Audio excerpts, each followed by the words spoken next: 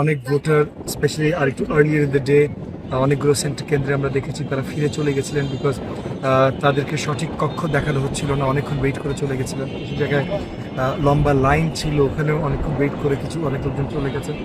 But এগুলো আর কি problems যেগুলো হয়তো ইনএফিসিয়েন্সির প্রবলেমস, মানে নির্বাচন কমিশন যদি আরেকটু ভালোভাবে তৈরি হয়ে কাজগুলো করতো তাহলে এই ইনএফিসিয়েন্সি প্রবলেমগুলো থাকতো। এই ইনএফিসিয়েন্সি প্রবলেমের বাইরে আর বড় কোনো প্রবলেম আমরা ফেস করিনি, কারণ যদিও আমরা দেখেছি অনেক কেন্দ্রে অনেক ধরনের চেষ্টা হয়েছে, আমরা খবর পেয়েছি, কিন্তু প্রশাসন খুব শক্ত হাতে সেই চেষ্টাগুলো বা অপচেষ্টাগুলো দমন করেছে। সো ওই জায়গা থেকে প্রশাসন সারাদিনই মোটামুটি আমাদেরকে আস্থার মধ্যে রাখতে পেরেছে। প্রশাসন আমাদেরকে এই পর্যন্ত আস্থায় রাখতে পেরেছে, যদিও নির্বাচন কমিশনের তরফ থেকে আমরা অনেক ইনএফিসিয়েন্সি বা গাফলতি দেখেছি, যেগুলোর জন্য আমার মনে হয় অনেক ভোটাররা, স্পেশালি একটু বয়স্ক ভোটাররা বা নারী ভোটাররা তাদের ভোটের অধিকার থেকে বঞ্চিত হয়েছেন, কারণ তারা ওই যে ওই হ্যাসেলের ভিতরে মানে বারংবার এই বুথ না ওই বুথ, এই কেন্দ্র না ওই কেন্দ্র, অনেক লম্বা অপেক্ষা, এগুলোর জন্য তারা পরে বাড়ি ফিরে চলে গেছে। আরেকটা প্রশ্ন, অনেকে বলছে যে অনেক ভোটার বাসার মধ্যে আছে বা অনেকে আসতে পারেনি ভোট কেন্দ্রে, এক্ষেত্রে এই সত্যতার এটার কি সত্যতা আছে?